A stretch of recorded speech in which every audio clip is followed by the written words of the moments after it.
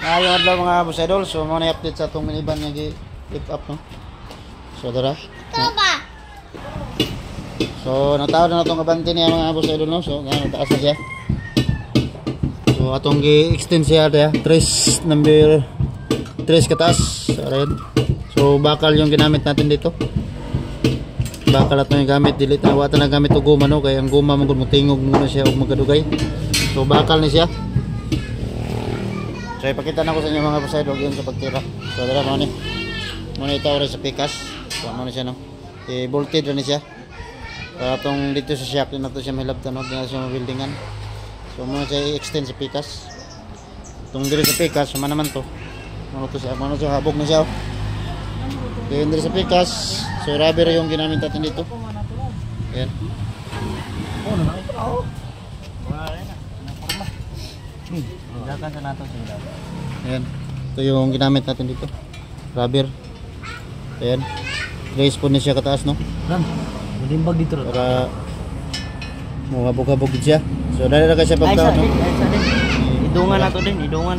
Idungan gani. So dos pikas. Dara. So dara. Dali ra siya pagtira no. Tanggalon lang niyo itong original niya nga katong rubber. Dara. Then kulay ninyo na itong pabuhat nga extend. Guma ni siya. Then gibutangan po na siya pormahanan tawag sa ubanan sa spring no. Dara. Yan siya nga design. No? So dali ra siya pagtira. O magtaon mo ng spring, idungan dyan yung taon no. Para ineg-jack, pantay siya. Ayan. Dire din, ang jack din. Kailangan pantay yung ano natin dyan, pagkabit. Yung kabilaan. Parehas talaga. Ayan, basic lang. Basic lang naman pagkabit dyan. Kailangan dungan pagkataon. So tara, ito nang ikabit. Sentro lang ang kanal. Ayan. Basic lang. So sa mga nagtatanong kung paano mag-lift up ng minivan no? So napakasimple lang. Tingnan nyo lang tong video na to para magka-idea kayo. So ayan.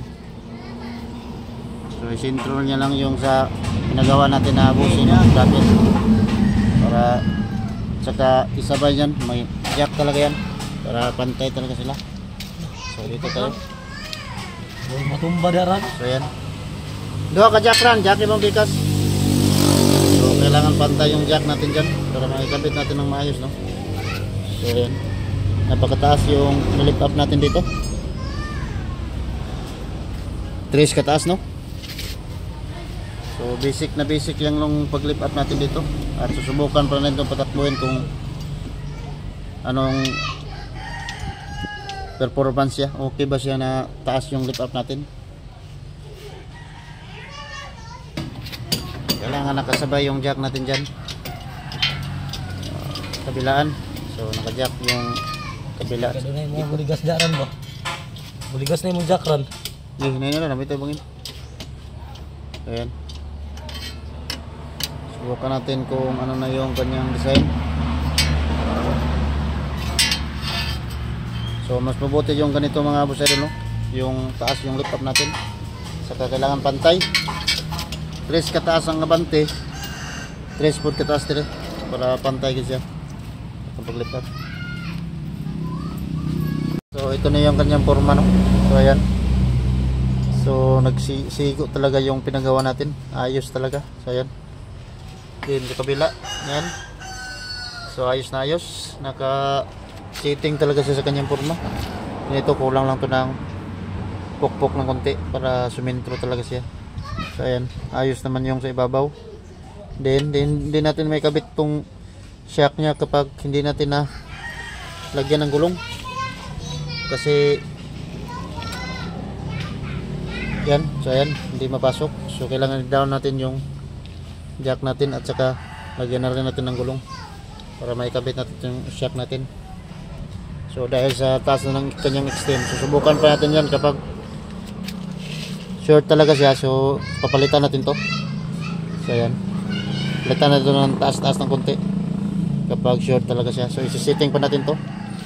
So ayan. So tingnan natin mamaya pagkatapos kung ano yung kanyang performance, no? Okay ba siya. So sa mga nagtatanong kung anong dapat gawin kapag nag-extend, so madali lang naman.